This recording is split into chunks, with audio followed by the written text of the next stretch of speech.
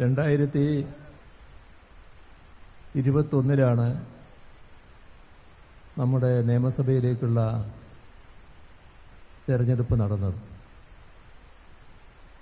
2021 May മാസത്തിൽ അധികാരത്തിലേറിയ സർക്കാരിൻ്റെ 4ാം വാർഷികാഘോഷ പരിപാടികൾ വിജയകരമായി പൂർത്തീകരിച്ച ഘട്ടമാണിത്. സാധാരണ നിലയിൽ 2026 ഏപ്രിൽ മെയ് മാസങ്ങളിലായാണ് നമ്മുടെ സംസ്ഥാനത്ത് തെരഞ്ഞെടുപ്പ് നടക്കേണ്ടത്. അതിനിടയിൽ ഇത്തരമൊരു തെരഞ്ഞെടുപ്പ് നമുക്ക് നേരിടേണ്ടി വന്നിരിക്കുന്നു. അതിനിടയാക്കിയ കാരണങ്ങൾ എല്ലാവർക്കും അറിയാവുന്നതാണ്. ഏറ്റവും വലിയ വഞ്ചന കാണിച്ചതിൻ്റെ ഭാഗമായാണ് ഇത്തരമൊരു തെരഞ്ഞെടുപ്പ് ഇപ്പോൾ നമുക്ക് നടത്തേണ്ടി വന്നിട്ടുള്ളത്. ഇതിൽ ഈ കഴിഞ്ഞ 4 വർഷക്കാലം LDF നേതൃത്വം കൊടുക്കുന്ന സർക്കാർ നടത്തിയ പ്രവർത്തനങ്ങൾ പൊതുവെ നാട് സ്വാഗതം ചെയ്ത നിലയാണ് എല്ലാ ജില്ലകളിലും സംഘടിപ്പിച്ച പരിപാടികളിൽ കാണാൻ കഴിഞ്ഞു. 2 തരത്തിലുള്ള പരിപാടികളായിരുന്നു. കാലത്ത് ജില്ലയിലെ വിവിധ തുറകളിലുള്ളവർ പങ്കെടുത്ത 500ഓളം പേർ പങ്കെടുത്തൊരു യോഗം. ആ യോഗത്തിലുണ്ടായ ഒരു പ്രത്യേകത, നാടിൻ്റെ വിവിധങ്ങളായ പ്രശ്നങ്ങൾ അവരെല്ലാവരും പങ്കുവെക്കാൻ തയ്യാറായി. ഇനി എങ്ങനെ നാട് മുന്നോട്ട് പോകണമെന്നതിനെക്കുറിച്ചും കൃത്യമായ ദിശാബോധത്തോടെയുള്ള അവതരണങ്ങൾ നടന്നു. ചുരുക്കത്തിൽ LDF സർക്കാരിൻ്റെ പ്രവർത്തനങ്ങളിൽ മതിപ്പ് രേഖപ്പെടുത്തി LDFനോടൊപ്പം അണിചേരുന്ന പ്രവണതയാണ് ആ യോഗങ്ങളിലെല്ലാം പ്രകടമായത്. ഇത് LDFന്റെ തുടർ പ്രവർത്തനങ്ങൾക്ക് വലിയ തോതിൽ കരുത്തു പകരുന്നൊരു കാര്യമാണ്. മാത്രമല്ല, എല്ലായിടങ്ങളിലും നടന്ന പൊതു റാലി അത് വൻപിച്ച ജനപങ്കാളിത്തമായിരുന്നു. അതും LDFനോടുള്ള ബഹുജനങ്ങളുടെ അദമ്യമായ താൽപര്യമാണ് പ്രകടിപ്പിച്ചത്. ഈ തെരഞ്ഞെടുപ്പിന്റെ ഭാഗമായി ഇന്നലെയാണ് LDF സ്ഥാനാർത്ഥി മണ്ഡലത്തിൽ പര്യടനം നടന്ന നിലയുണ്ടായത്. LDF സ്ഥാനാർത്ഥിയെ പ്രഖ്യാപിച്ചപ്പോൾ തന്നെ M. സ്വരാജ് LDFന്റെ സ്ഥാനാർത്ഥിയാകുന്നുവെന്ന പ്രഖ്യാപനം കേട്ടപ്പോൾ തന്നെ മണ്ഡലത്തിൽ മാത്രമല്ല സംസ്ഥാനത്താകെ വലിയ സ്വീകാര്യതയാണ് അതിനുണ്ടായത്. നിങ്ങൾക്ക് നിലമ്പൂർ മണ്ഡലത്തിലുള്ളവർക്ക് സ്വരാജിനെ നേരിട്ട് അറിയാവുന്നതാണ്. നിങ്ങൾ വലിയ താല്പര്യത്തോടെയാണ് ആ സ്ഥാനാർത്ഥിത്വം ഏറ്റുവാങ്ങിയത്. ഇവിടെ ഇന്നലെ ശ്രദ്ധിച്ച ഒരു കാര്യം, സാധാരണ നിലയിൽ LDF സ്ഥാനാർത്ഥി പ്രഖ്യാപനത്തിന് ശേഷം പര്യടനം നടത്തുമ്പോൾ LDFകാർ വലിയ തോതിൽ അടിച്ചുകൂടാറുണ്ട്.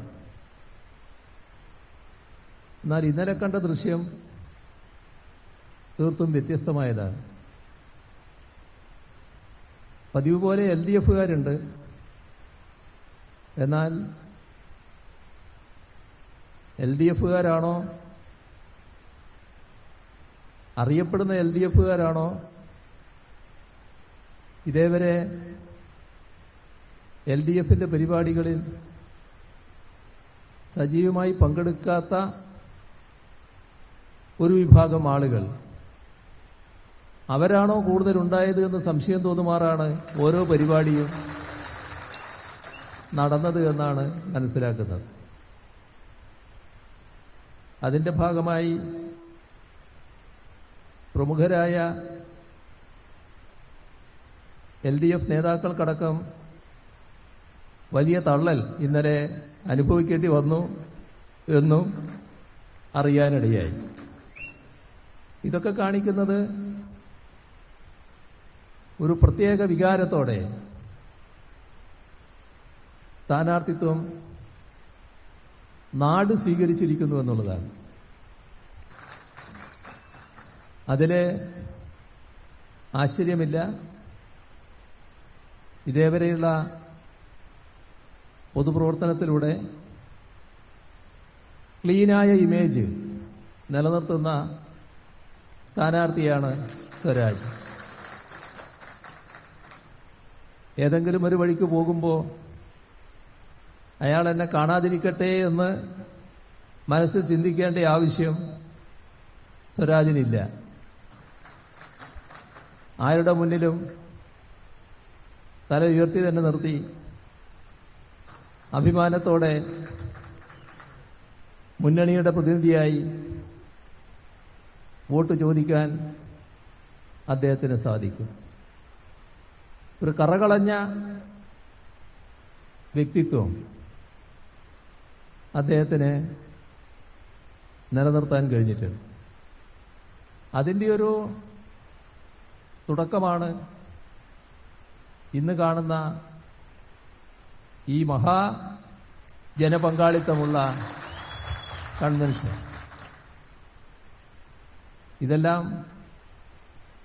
എല്ലാം കൊണ്ടും നല്ല തുടക്കമായി എന്നതാണ് പൊതുവെ എല്ലാവരും വിലയിരുത്തുന്നത്. LDFന് നല്ല നിലയിൽ മുന്നോട്ട് പോകാനാകും എന്നതാണ് പൊതുവായി ഉയർന്നു വന്നിട്ടുള്ള വികാരം. ഈ മണ്ണിൻ്റെതായ പ്രത്യേകതകൾ പലതുണ്ട്. കുഞ്ഞാലിയെ ഈ ഘട്ടത്തിൽ നാം എല്ലാം ഓർത്തുപോകും. പൊതുപ്രവർത്തനത്തിനിടയ്ക്ക് നിയമസഭാ പ്രവർത്തനത്തിനിടയ്ക്ക് കൊല ചെയ്യപ്പെട്ട സഖാവ് കുഞ്ഞാലി ഇന്നും മണ്ഡലം,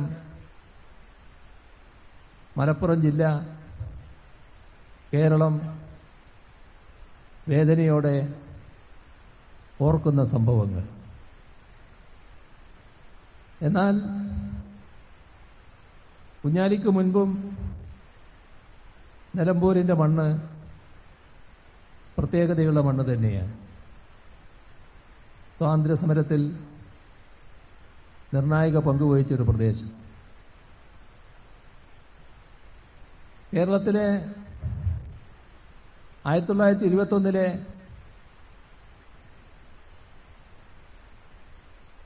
പ്രക്ഷോഭം, കർഷക പ്രക്ഷോഭം, ആ കർഷക പ്രക്ഷോഭത്തിന് വാര്യംകുന്നത്ത് കുഞ്ഞഹമ്മദ് ഹാജിയൊക്കെ ഐതിഹാസികമായ നേതൃത്വം നൽകി. ഏറനാട് കലാപം എന്ന പേരിൽ അറിയപ്പെട്ട അതിന്റെ ആസ്ഥാനം മഞ്ചേരിയാണെങ്കിലും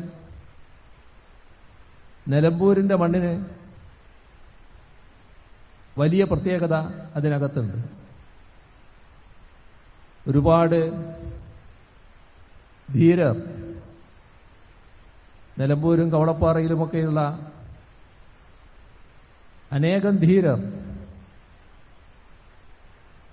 ജീവൻ കൊടുക്കേണ്ടി വന്ന ഒരു പ്രക്ഷോഭം. അന്തമാനിലേക്കടക്കം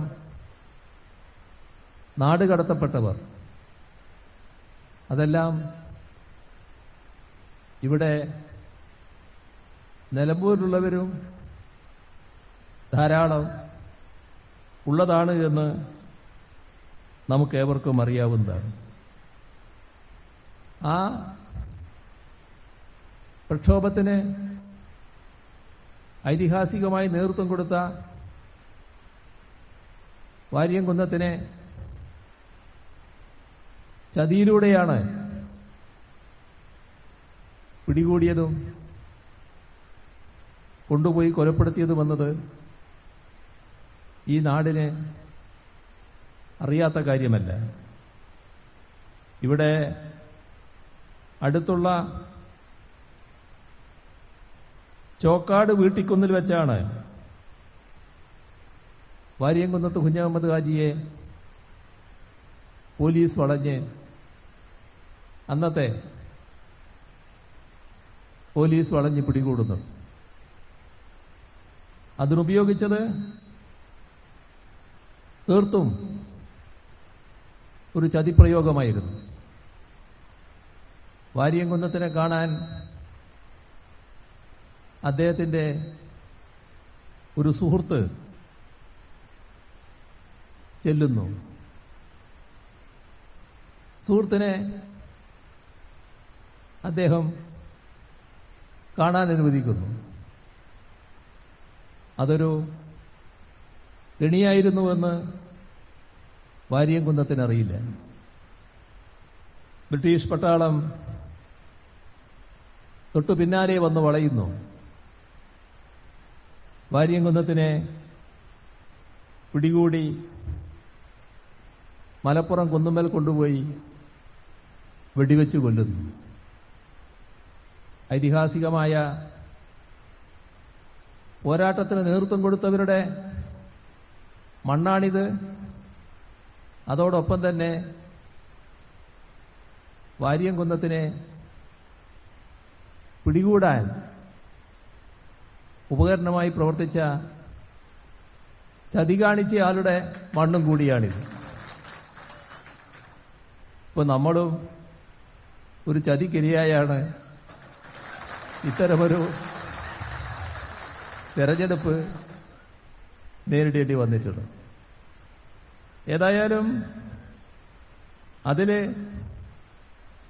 ഏതെങ്കിലും തരത്തിൽ ആശങ്കപ്പെടുന്നൊരു മുന്നണിയല്ല LDF. കാരണം തികഞ്ഞ ആത്മവിശ്വാസത്തോടെ, നല്ല വിജയപ്രതീക്ഷയോടെ തെരഞ്ഞെടുപ്പിനെ നേരിടാനാണ് LDFന് കഴിയുക. അതിനിടയാക്കുന്നത് ജനങ്ങൾ LDFന് നൽകുന്ന പിന്തുണ തന്നെയാണ്. ഇവിടെ ഓരോ ഘട്ടത്തിലും ആ പിന്തുണ ശരിയായ രീതിയിൽ ജനങ്ങൾ പ്രകടിപ്പിച്ചിട്ടുണ്ട്. എന്തുകൊണ്ടാണ് ഈ രീതിയിൽ LDFനെ പിന്താങ്ങാൻ ജനങ്ങൾ തയ്യാറാകുന്നത്? അവരുടെ അനുഭവം LDF കാര്യങ്ങൾ കൃത്യമായി നിർവഹിക്കുന്നു എന്നുള്ളതാണ്. ഏതെങ്കിലും തരത്തിലുള്ള ഒഴിവാക്കുകൾ തൽക്കാലം ആളുകളെ പറഞ്ഞ് പറ്റിക്കാൻ എന്തെങ്കിലും ചില വാഗ്ദാനങ്ങൾ നൽകുക, പിന്നെ അത് മറക്കുക, അത് LDFന്റെ ഭാഗമായി ഇല്ല. LDFന് അത്തരമൊരു രീതിയില്ല എന്നത് അനുഭവത്തിലൂടെ ജനങ്ങൾക്ക് ബോധ്യപ്പെട്ടിരിക്കുന്നു. നേരത്തെ LDFനെ പിന്താങ്ങിയവരുണ്ട്. എന്നാൽ ആ പിന്താങ്ങിയവർക്ക് പുറമെ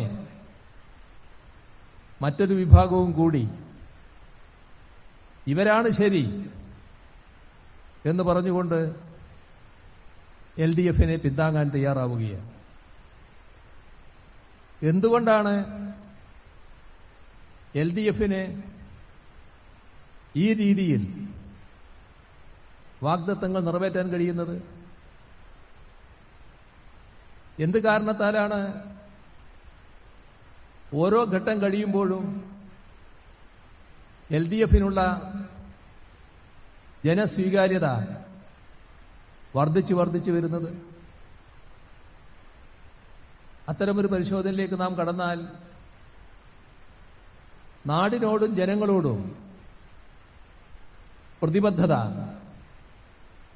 എല്ലാ ഘട്ടത്തിലും LDF പുലർത്തിപ്പോന്നിട്ടുണ്ട്. നാടിനും ജനങ്ങൾക്കും ദ്രോഹം ചെയ്യുന്ന ഏത് കാര്യത്തിനും എതിരായി നിൽക്കാൻ, അതിനെ തുറന്നു കാണിക്കാൻ, ശക്തമായി എതിർക്കാൻ LDF ഒരു കാര്യത്തിലും മടിയുണ്ടായിട്ടില്ല, മടിച്ചു നിന്നിട്ടില്ല, അറച്ചു നിന്നിട്ടില്ല. ഇതെല്ലാം നാടിന്റെ അനുഭവമാണ്. ഇപ്പോ കേരളത്തിന് കിട്ടിയ സൽപ്പേരുകളിൽ ഏറ്റവും പ്രധാനപ്പെട്ട ഒന്നാണ് കേരളം അഴിമതി ഏറ്റവും കുറഞ്ഞ സംസ്ഥാനം എന്നത്. ഈ പേരെങ്ങനെ വന്നതാണ്? LDFന് നാടിനോടുള്ള പ്രതിബദ്ധതയുടെ ഭാഗമായി വന്നതാണ്. ഇവിടെ ഏതെങ്കിലും തരത്തിൽ തങ്ങൾക്കുള്ളത് ഇങ്ങോട്ട് പോരട്ടെ എന്ന് ചിന്തിക്കുന്ന ഒരു സംസ്കാരം LDF വളർത്തിയിട്ടില്ല. ജനങ്ങൾക്കാകെ ഉപകാരപ്രദമാകുന്ന കാര്യങ്ങൾ അത് നടപ്പാക്കാനും അത് കൂടുതൽ നല്ല രീതിയിൽ അഭിവൃദ്ധിപ്പെടുത്താനുമാണ് എല്ലാ ഘട്ടത്തിലും LDF ശ്രദ്ധിച്ചിട്ടുള്ളത്. ഇത് LDFനല്ലാതെ മറ്റേതെങ്കിലും മുന്നണിക്ക് സാധിക്കുമോ? LDFന്റെ ഘടന നിങ്ങൾക്കെല്ലാവർക്കും അറിയാം. LDFന്റെ ഭാഗമായി അണിനിരന്നിട്ടുള്ള കക്ഷികളെ നിങ്ങൾക്കെല്ലാവർക്കും അറിയാം. എല്ലാവർക്കും LDFന്റെ ഈ പൊതുരീതി, പൊതു സംസ്കാരം അംഗീകരിക്കാനും അതനുസരിച്ച് മുന്നോട്ട് പോകാനും കഴിയുന്നു. അങ്ങനൊരു അവകാശവാദം UDFന് മുന്നോട്ട് വെക്കാനാകുമോ? UDFന് മൊത്തത്തിൽ കഴിയുമോ? UDFലെ ഓരോ ഘടകകക്ഷിയെയും എടുത്ത് പരിശോധിച്ചാൽ ആ നിലയിലേക്ക് എത്താൻ ആ ഘടകകക്ഷികൾക്ക് സാധിക്കുമോ? നാടിന്റെ മുന്നിലുള്ള ഒട്ടേറെ അനുഭവങ്ങളുണ്ട്. അതിലേക്കൊന്നും ഇത്തരമൊരു ഘട്ടത്തിൽ ഞാൻ വിശദമായിട്ട് പോകുന്നില്ല. പക്ഷേ ഇതുപോലൊരു ഘട്ടത്തിലാണല്ലോ നാം അതെല്ലാം ആലോചിക്കേണ്ടത്. പണ്ട് വീരപ്പൻ ജീവിച്ചിരിക്കുന്ന കാലത്ത് ഒരു പത്രക്കാരൻ, മാധ്യമപ്രവർത്തകൻ വീരപ്പനെ കാട്ടിൽ പോയി കണ്ടൊരു വാർത്ത കേട്ടിരുന്നു. അപ്പോ വീരപ്പൻ ചോദിക്കുകയാണ്, നിങ്ങള് എന്നെക്കുറിച്ച് വല്ലാതെ വാർത്തകളൊക്കെ കൊടുക്കുകയാണല്ലോ, എന്നിട്ട് നമ്മുടെ നാടിന്റെ പേര് പറഞ്ഞു, കേരളത്തെക്കുറിച്ച്. അവിടെ ഒരു മന്ത്രി തന്നെ മരം മുറിക്കുന്നത് നേതൃത്വം കൊടുക്കുകയാണല്ലോ, എന്താ നിങ്ങൾ അത് റിപ്പോർട്ട് ചെയ്യാത്തത് എന്ന് വീരപ്പൻ ചോദിച്ചു എന്നാണ്. അത് ഏത് കാലമാണ് എന്നതെല്ലാവർക്കും അറിയാം. ആ കാലത്ത് ആ മന്ത്രിയുടെ സഹായിയായി മരം വെട്ടുന്നതിന് അവിടെ ചെന്നതാരാണ് എന്നും കാട്ടിലേക്ക് ചെന്നതാരാണ് എന്നും എല്ലാവർക്കും അറിയാവുന്നതാണ്. ഇത് LDF-നെ ബാധിക്കില്ലല്ലോ. നമ്മുടെ സ്ഥാനാർത്ഥിയുടെ വരവാണ്.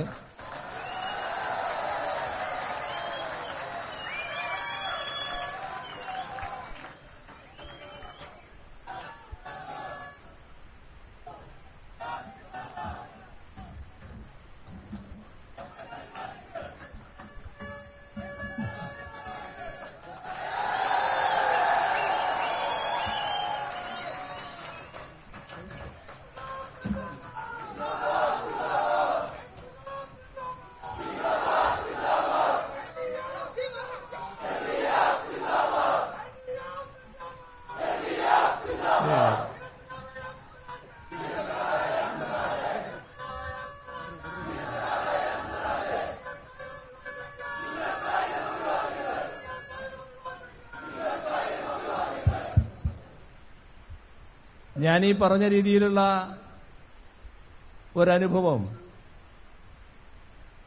LDF-ന്റെ കാലത്തുണ്ടാകില്ലല്ലോ. LDF-ന്റെ മന്ത്രിസഭയുടെ ഭാഗമായും ഉണ്ടാകില്ലല്ലോ. അതാണ് പ്രത്യേകത. അഴിമതി സ്വയമേവ കുറയുന്നതല്ല. അഴിമതിയുമായി ബന്ധപ്പെട്ട കാര്യങ്ങളിൽ ഭരണത്തിന് നേതൃത്വം കൊടുക്കുന്ന മുന്നണിക്ക് കൃത്യമായ നിലപാട് വേണം. അതാണ് LDF-നുള്ളത്. എല്ലാ കാര്യങ്ങളും സുതാര്യമായി നടക്കണം. ഇവിടെ 2016 മുതൽ 2021 വരെ അധികാരത്തിലിരുന്ന LDF സർക്കാരിന് തുടർഭരണം ജനങ്ങൾ സമ്മാനിച്ചു. ആ തുടർഭരണത്തിന്റെ പ്രത്യേകത നോക്കണം. മുൻകാലങ്ങളിൽ സംഭവിച്ചിരുന്നത് കുറച്ചു കാലമായിട്ട് നമ്മുടെ നാട്ടിൽ നടന്നു വന്ന കാര്യം, ഒരു ഘട്ടത്തിൽ ഒരു മുന്നണി, അടുത്ത ഘട്ടത്തിൽ വേറൊരു മുന്നണി. LDF നാടിനോട് പ്രതിബദ്ധത ഉള്ള മുന്നണി എന്ന നിലക്ക് നാടിന്റെ വികസനത്തിനാവശ്യമായ ജനങ്ങൾക്ക് ഏറ്റവും ഉപകാരപ്രദമായ പരിപാടികൾ മുന്നോട്ട് കൊണ്ടുപോകും. തൊട്ടു പിന്നാലെ UDF അധികാരത്തിൽ വരുന്നു. UDF-ന് മൊത്തമായൊരു സമീപനമുണ്ട്. അതിലുള്ള കക്ഷികൾക്ക് ചില പ്രത്യേക സമീപനങ്ങളുമുണ്ട്. എന്താ പിന്നീട് സംഭവിക്കുന്നത്? തുടർച്ച നഷ്ടപ്പെടുന്നു. വികസന കാര്യങ്ങൾ അതേപോലെ മുന്നോട്ട് പോകുന്നില്ല. ക്ഷേമകാര്യങ്ങൾ അതേപോലെ മുന്നോട്ട് പോകുന്നില്ല. എല്ലാറ്റിലും തകർച്ച സംഭവിക്കുന്നു. അതോടൊപ്പം തങ്ങളുടെ വിഹിതം ഇങ്ങോട്ട് പോരട്ടെ എന്ന രീതിയിലുള്ള അഴിമതിയുടേതായ ഭാഗങ്ങൾ പെരുകുന്നു. ചുരുക്കത്തിൽ നാടിന്റെ പുരോഗതി തടയപ്പെടുന്നു. നേരത്തെ നല്ല രീതിയിൽ മുന്നോട്ട് വന്നത് അതേ രീതിയിൽ തുടരാതെ സ്തംഭനത്തിലും കാലത്തിനനുസൃതമായ പുരോഗതിയില്ലാതെ പുറകോട്ടടിച്ച നിലയിലേക്കും എത്തുന്നു.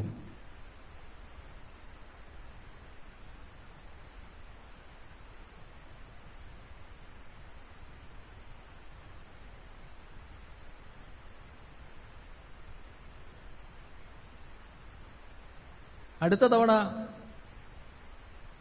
വീണ്ടും LDF അധികാരത്തിൽ വരുന്നു. ആദ്യത്തെ 2-3 വർഷം,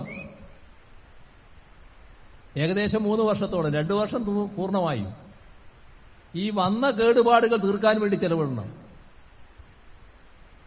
നേരത്തെ LDF തുടങ്ങി വെച്ച എവിടെയായിരുന്നോ നിന്നത് അവിടുന്ന് പുറകോട്ട് പോയ അവസ്ഥ പരിഹരിക്കാനും കാലാനുസൃതമായ പുരോഗതിയിലേക്ക് എത്താനും 2-3 വർഷം ചെലവിടേണ്ടി വരുന്നു. നമുക്ക് നഷ്ടപ്പെടുന്നത് ആ 2-3 വർഷമായിരുന്നു. പിന്നീടുള്ള 2 വർഷക്കാലമാണ് യഥാർത്ഥത്തിൽ നാടിന്റെ പുരോഗതിയുമായി ബന്ധപ്പെട്ട കാര്യങ്ങളിലേക്ക് പൂർണ്ണമായി കടക്കാൻ കഴിയുക. ഇതിന് മാറ്റം വന്നു. ജനങ്ങളുടെ അനുഭവത്തിലൂടെ അതിന് മാറ്റം വരുത്തി. LDFന് തുടർഭരണം സമ്മാനിച്ചു. തുടർഭരണം സമ്മാനിച്ചപ്പോ അതേ രീതിയിൽ കാര്യങ്ങൾ മുന്നോട്ട് കൊണ്ടുപോയി. 2021 മെയ്യിൽ എവിടെയാണോ ഓരോ രംഗവും നിൽക്കുന്നത് അവിടെ നിന്ന് അതേ പന്ഥാവിൽ മുന്നോട്ട് പോകുന്നതിന് ഒരു പ്രയാസവും ഉണ്ടായില്ല. അതാണ് ഈ 9 വർഷക്കാലം കാണുന്ന കേരളത്തിന്റെ എല്ലാ മേഖലയിലുമുള്ള പുരോഗതിക്ക് അടിസ്ഥാനം എന്ന് നാം കാണണം.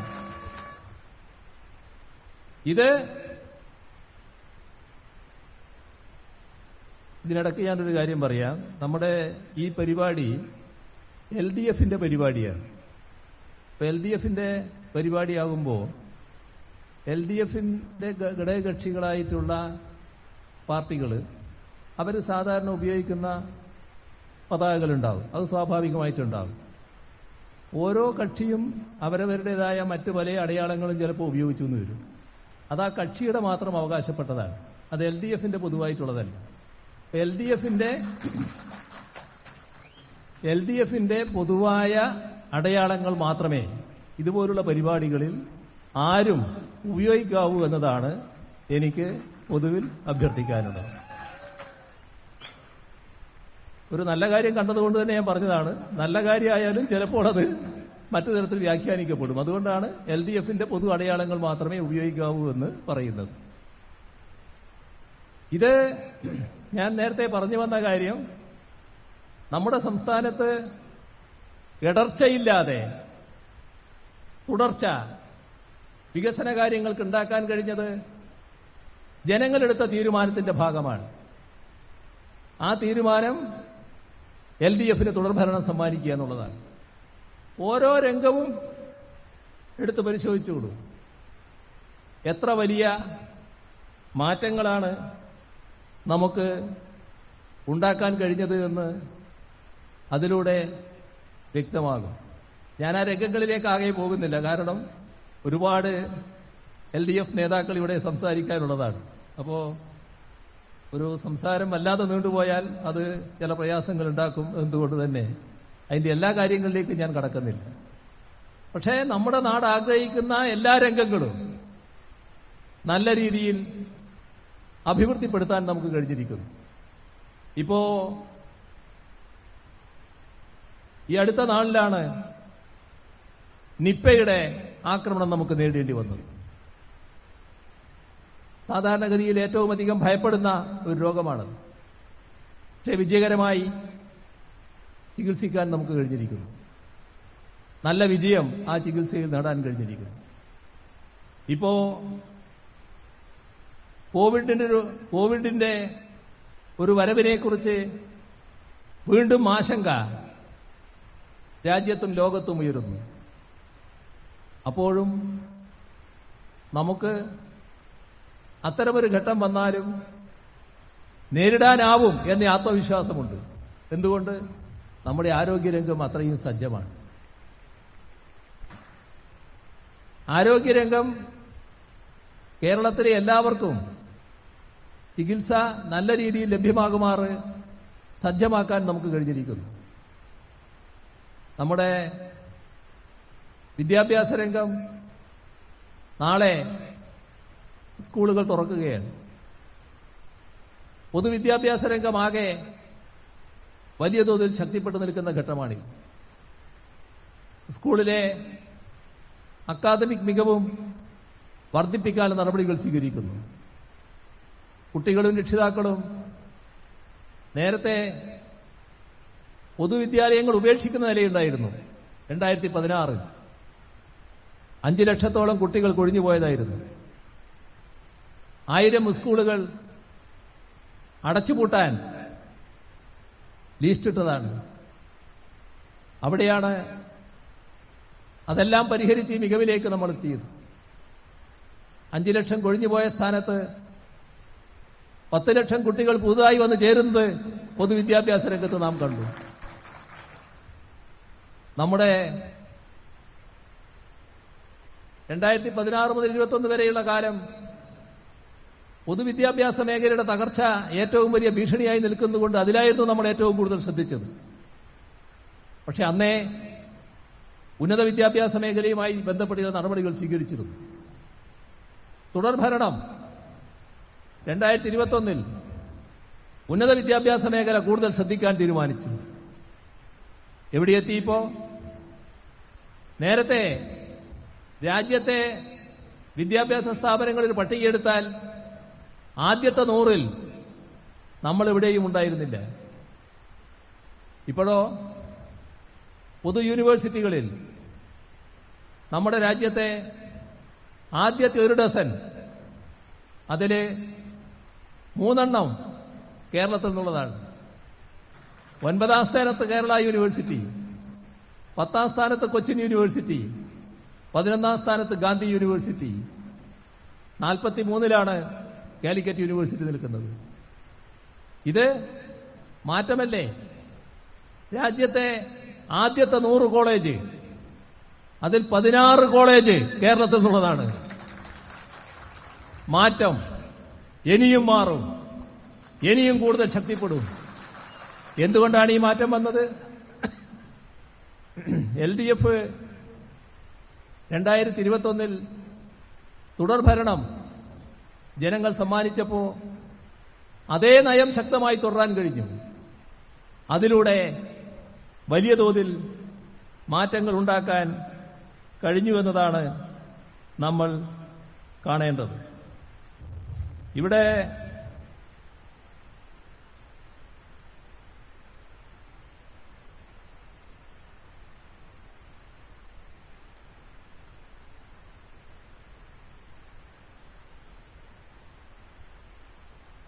എല്ലാ കാര്യങ്ങളിലേക്കും ഞാൻ നേരത്തെ പറഞ്ഞതുപോലെ പോകുന്നില്ല. വികസന കാര്യങ്ങൾ മാത്രമല്ല, ക്ഷേമപ്രവർത്തനങ്ങളിൽ വലിയ മാറ്റമല്ലേ ഉണ്ടായത്. 2016 LDF അധികാരത്തിലേറ്റി ഞങ്ങൾ ആദ്യ മന്ത്രിസഭാ യോഗം ചേരാൻ ഇരിക്കുകയാണ്. അപ്പോ ക്ഷേമപ്രവർത്തനത്തിന്റെ ഭാഗമായി കൊടുക്കുന്ന പെൻഷൻ എന്താ അതിന്റെ അവസ്ഥ എന്നത് ചോദിച്ചു. എന്താ അവസ്ഥ? കടലാസിൽ 600 രൂപയാണ്. പക്ഷേ 18 മാസത്തെ കുടിശ്ശികയാണ്. ആ ക്യാബിനറ്റ് അന്നെടുത്ത തീരുമാനം ആ 18 മാസത്തെ കുടിശ്ശികയും കൊടുത്തു തീർക്കാനായിരുന്നു. മുഴുവൻ കൊടുത്തു. അവിടെ നിന്നില്ല.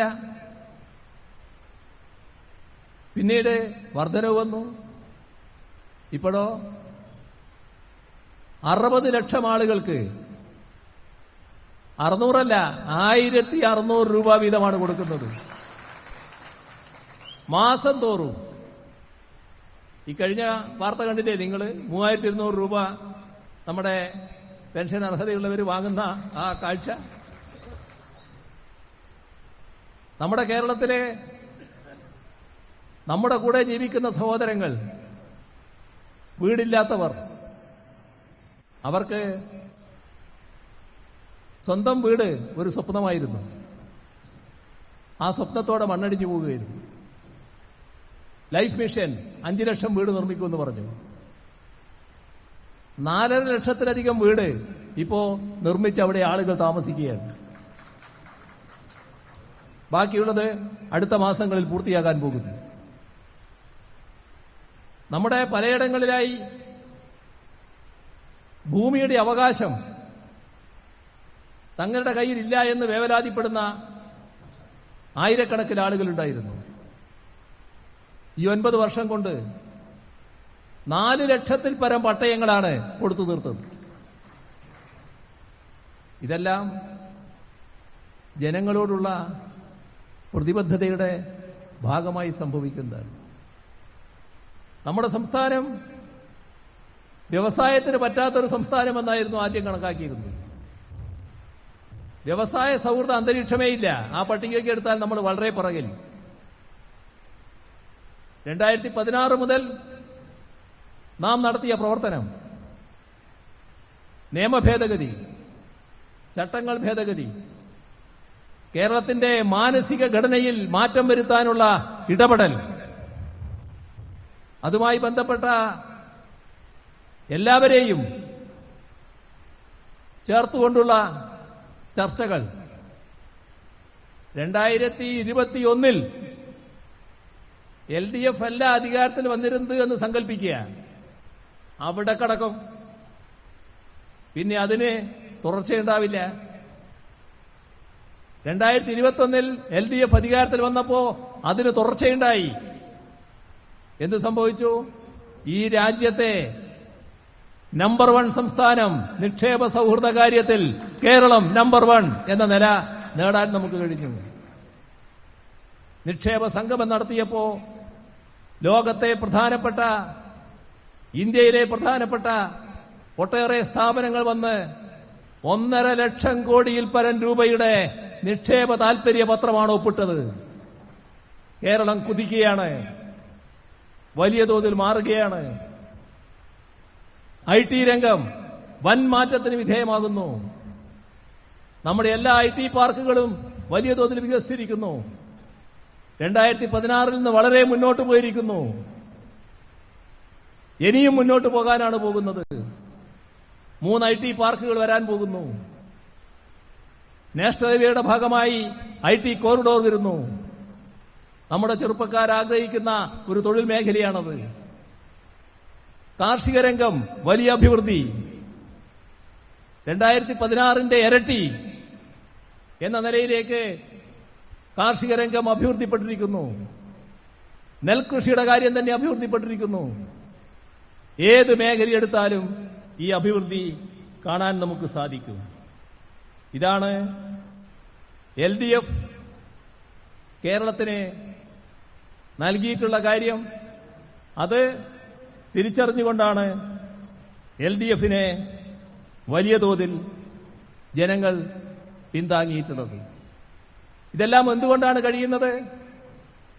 നമ്മുടെ നാട് ശാന്തമാണ്, സമാധാനപൂർവമായ ജീവിതം നയിക്കാൻ കഴിയുന്നതാണ്. ഒരു വിഭാഗത്തിനും പ്രത്യേകമായി ആശങ്കപ്പെടേണ്ട കാര്യമില്ല. നമ്മുടെ കേരളം വിട്ടുനോക്കൂ, അങ്ങനെയാണോ അവസ്ഥ? ഇപ്പൊ അടുത്ത കാലത്ത് യുണൈറ്റഡ് ക്രിസ്ത്യൻ ഫോറം അവർ പ്രസിദ്ധീകരിച്ചൊരു കണക്കുണ്ട്. ആ കണക്കിൽ അവർ പറയുന്നത് കഴിഞ്ഞ 10 വർഷത്തിനിടയിൽ 4500ഓളം ആക്രമണങ്ങൾ ക്രൈസ്തവർക്ക് നേരെയുണ്ടായി എന്നാണ്. രാജ്യത്ത് 10 വർഷം കൊണ്ട് 4500-ലേറെ ആക്രമണങ്ങൾ ക്രൈസ്തവർക്ക് നേരെയുണ്ടായി എന്ന് യുണൈറ്റഡ് ക്രിസ്ത്യൻ ഫോറം അവർ ശേഖരിച്ച കണക്കുകൾ പ്രസിദ്ധീകരിച്ചുകൊണ്ട് അവകാശപ്പെടുന്നു. 2023 അപേക്ഷിച്ച് 2024 ആക്രമണങ്ങൾ വർദ്ധിച്ചു എന്നതും പറയുന്നു. മണിപ്പൂർ ഇപ്പോഴും ശാന്തമായിട്ടില്ല. ഇപ്പോഴും പലതരത്തിലുള്ള വാർത്തകൾ പലയിടത്തായി നാം കേൾക്കേണ്ടി വരുന്നു.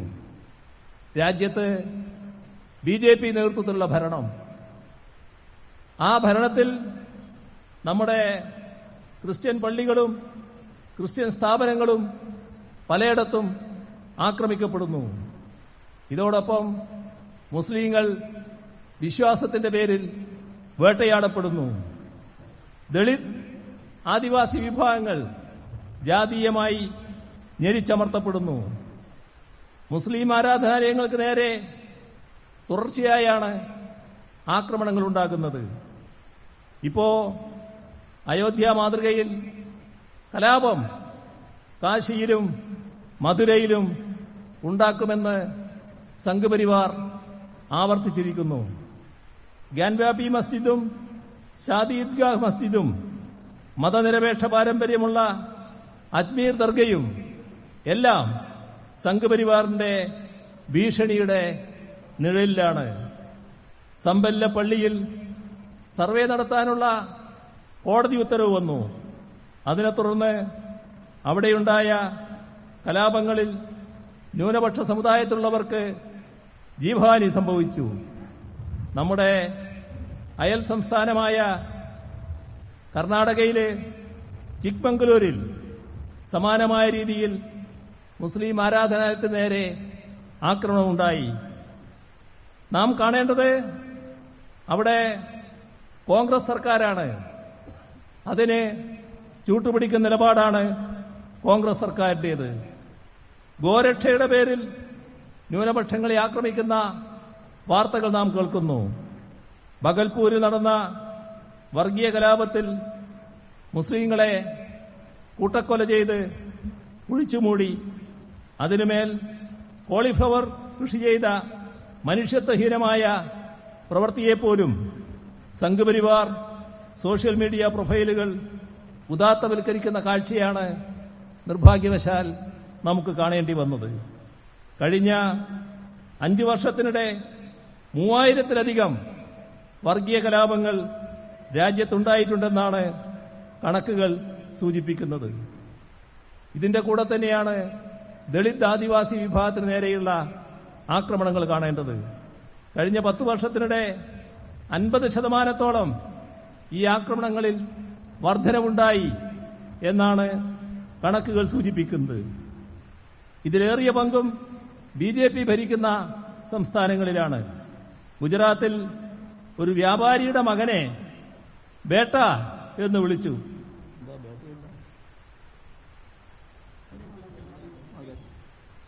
മോനെ എന്ന് വിളിക്കുന്നത് പോലെ വിളിച്ചു തന്നു. ബേട്ട എന്ന് വിളിച്ചു. അതിന്റെ പേരിലാണ് ആ ദളിത് യുവാവിനെ തല്ലിക്കൊന്നത്. ഇതാണ് രാജ്യത്തിന്റെ ചില ഭാഗങ്ങളിൽ കാണുന്നത്. കുറച്ചു വർഷം മുൻപ് ഗുജറാത്തിലെ ഉനയിൽ ദളിത് യുവാക്കളെ പരസ്യമായി മർദ്ദിക്കുന്ന കാഴ്ചയും കണ്ടതാണ്. ഉത്തർപ്രദേശിലെ ഹത്രാസിൽ ദളിത് പെൺകുട്ടിയെ ബലാത്സംഗം ചെയ്ത് കൊന്ന് കെട്ടിത്തൂക്കി. കേസിലെ പ്രതികളെ സംരക്ഷിക്കുന്ന നിലപാടാണ് അവിടെയുള്ള BJP സർക്കാർ സ്വീകരിച്ചത്. ഇതെല്ലാം നടക്കുമ്പോൾ തന്നെ രാജ്യത്തുള്ള ഉന്നത വിദ്യാഭ്യാസ സ്ഥാപനങ്ങളിൽ ജാതി അധിക്ഷേപങ്ങളുടെ പേരിൽ ആത്മഹത്യകളും ഒഴിഞ്ഞുപോക്കും ഉണ്ടാകുന്നതും കാണേണ്ടതായിട്ടുണ്ട്. ഇത്തരത്തിലുള്ള ഒന്നും ഇല്ലാതെ ശാന്തമായ ജീവിതം നമ്മുടെ കേരളത്തിൽ നയിക്കാൻ സാധിക്കുന്നു. അവിടെയാണ് കേരളത്തിന്റെ പ്രത്യേകത. ആ പ്രത്യേകത LDFന്റെ പ്രഖ്യാപിതമായ നിലപാടിന്റെ ഭാഗമായിട്ട് കൂടിയുള്ളതാണ്. വർഗീയതയോട് വിട്ടുവീഴ്ചയില്ലാത്ത സമീപനം സ്വീകരിക്കുന്നു. വർഗീയ ശക്തികളോട് വിട്ടുവീഴ്ചയില്ലാത്ത സമീപനം സ്വീകരിക്കുന്നു. ഇവിടെ വർഗീയതയോ വർഗീയ ശക്തികളോ ഇല്ലാത്തതുകൊണ്ടല്ല, അവർക്ക് തലപൊക്കാനാവുന്നില്ല എന്നതാണ് LDF ഭരണത്തിന്റെ പ്രത്യേകത. ഇതെല്ലാം വെച്ചാണ് ഞങ്ങൾ ഇതിന്റെ തുടർച്ച ഉണ്ടാവണം എന്നാഗ്രഹിക്കുന്നത്. അതിനെ നിലമ്പൂരിൽ ഞങ്ങൾ സഖാവ് സ്വരാജിനെ സ്ഥാനാർത്ഥിയാക്കി നിർത്തിയിരിക്കുന്നു.